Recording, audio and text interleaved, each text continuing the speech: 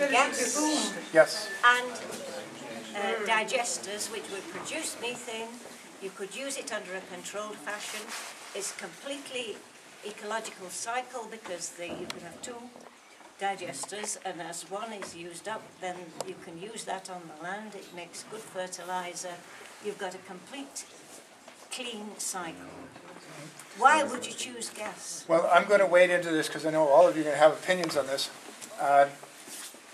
I've worked in engineering now 20 years, and you know, if you accuse us of chasing money, please understand that there'd be no hesitation in chasing money wherever it worked. The fact is, we cannot yet get the efficiencies on a scale we need from so many of these processes. Windmills, in terms of how many people they can serve, the footprint is too big for it. A natural gas well can power a subdivision of homes for 50 years.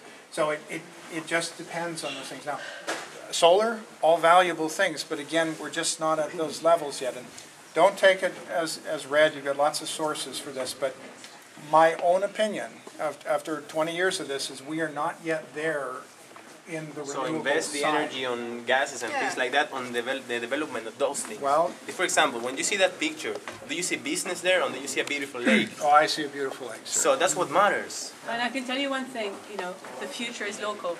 The big companies that you represent, the way that energy has to be produced in one way, the transport of energy, the storage of energy, that's what makes problem. The future for energy is local, and somebody with a windmill or somebody with, you know, there's loads of things like, you know, methane. Maybe there's not big money, so you're not interested, but that is the future. Well, and that is the only future. Security of supply has a measure. That is the only future. I wish. It is not the world it was a decade ago. This project is just your job this time in this company. We've gotten to. Where is the water coming from? Oh yeah, where's the water coming from? Where's the water coming from? The water in our case is, we anticipate a 50-50 split between gathered rainwater and gathered groundwater. With the positioning of 4 groundwater wells at the edge of our lease that we will use for drinking water on our sites. That wasn't what you said initially, though. Initially, I had hopes absolutely for 100% rainwater. I overestimate how much you rain here. You do rain a lot. Give me a break. But you're absolutely right. The other thing that comes into that, sir, is very important, is timing. If I had the ability to go a year between wells, then I'd have more time to gather the rainwater. So you can appreciate if the pace accelerates on drilling, then you just don't have enough time. So with the pace we identified as the most efficient way to drill the well pads, we have to rely about half on groundwater. So but you're absolutely right, that has changed. We keep running out of water every winter in this area. So like, if we don't have enough groundwater just for drinking, how do you expect to collect more groundwater for the use of your wells? No, very good question, because look at the Dubliners, they seem to have it worse. Yeah, they want our water as well. Texas has got this horrific drought, right? But the problem, if I may submit to you, it's not rainwater, it's gathered water. The same in Dublin. Their problem isn't how much water they got, it's how much water they waste, right? They're broken pipes, all these kind of things from what I've read, right? I'm no expert on it. Well, Miss, if I may, 500,000 gallons. By any chance? No, we will never touch a lake, a stream, Can we get these guarantees in writing? Yes. And when you leave, will you restore the landscape? Yes. When you've destroyed it, will you restore it? Well, can we have written guarantees on those things? you will have, every landowner has our guarantee that the well pads are restored to their original condition. Richard, It's only a contract, and I don't ask you to approve that. Where will you dump all your waste if it does come to that? Well, their waste, It's going to be waste what comes up from the ground, even if it's well, water. we did talk earlier with this gentleman about some of the solids. What are you going to do? Send it to water supply? Feed it to the people and kill us anyway. No, we don't know what is currently done in Ireland with that kind of waste. We know the mining companies dispose of much worse material. Oh yeah, you can always find people who do work. No, but You can always find my point is we have to learn their rules. And what about all the trucks and all the pollution and the silica from the very fine sand. Yeah, the diesel. What about all that? Well, Have you seen our country roads? You know? yes, Have you seen our roads? Have you seen our villages? Did you know after every winter our roads are absolutely littered with potholes? it's a lot like Canada. We get 40 degrees below and it tosses everything How are they gonna support those big trucks? First of all, almost 80% of truck traffic is cut from what you might expect because of having water on site.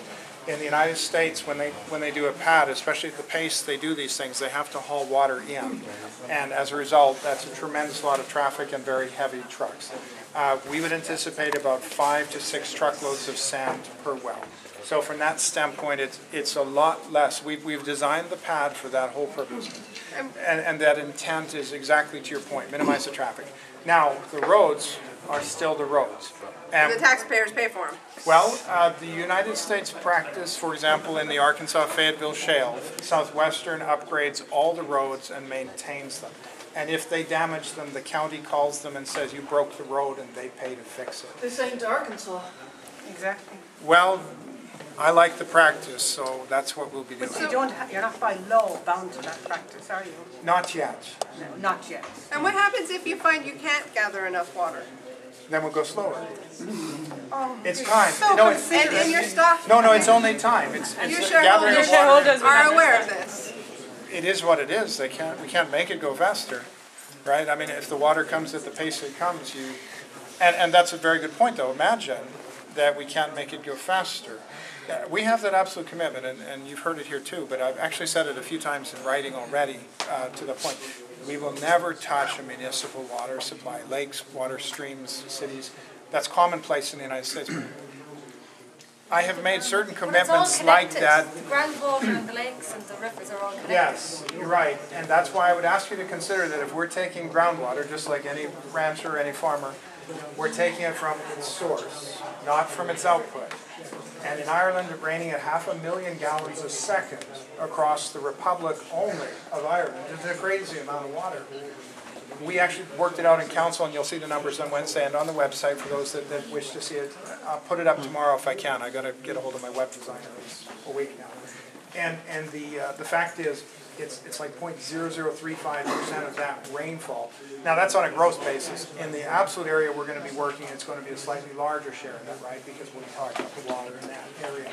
But it actually is a very small amount of the source coming down.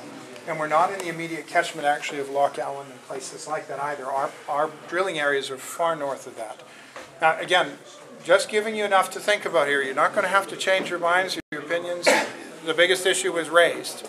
Industrialization of the area, as I see it. And those are hard decisions for your community. Where would your shareholders at the end of the day, right? You're the company's spokesperson, okay? You haven't I'm the company's CEO. You haven't guaranteed where the filtered water waste is going to go. You've no guarantee that you're not going to use chemicals. You're just saying exactly what these people want to hear. I have a guarantee, that you're no hoping chemicals. not to use chemicals. I mean, you... No hope. There are no chemicals, period. But for his company, but not the other company. No, we will not use chemicals. Lanco is way behind us. By the time they even think about this, it'll be entrenched. Unless they sell the rights. How are you going to? Where will your 100 million be coming from? Where will your shareholders be coming from? Actually, there's a good chance that we're going to be attracting shareholders from the UK. Oh man, did I say the right thing?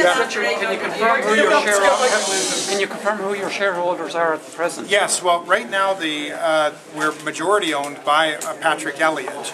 And can you confirm his profession?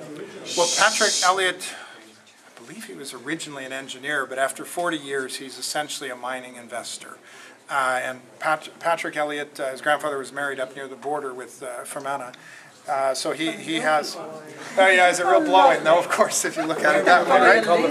But the fact is, Patrick had this vision in 2009 that this kind of work could be done elsewhere. And so he went about with a geologist, the executive director of the British Geological Survey at the time. Okay, I'll try. I talk really loud as it is, but thank you. He got teamed up with that fellow because, of course, the UK British Geological Survey is very well respected around the world as having done some good work. And so they went about looking for places. As luck would have it, they stumbled into Ireland just as the competitive bid was going between two companies. And so they threw in their bid. So Patrick Ellery owns 100% of Tamboran. He's about 51%, strictly speaking. So he effectively controls the company. He totally controls the companies. And why isn't he standing here alongside you, sort of agreeing with everything you say? That's a very good question. Well, Patrick lives in New Zealand and shuttles back and forth to Australia a lot. He actually looks after most of the Australian properties for us. He's right now on a 2-week trip in the what they call the scrub of Australia, but really in the There's only one well in Australia. Well, only one.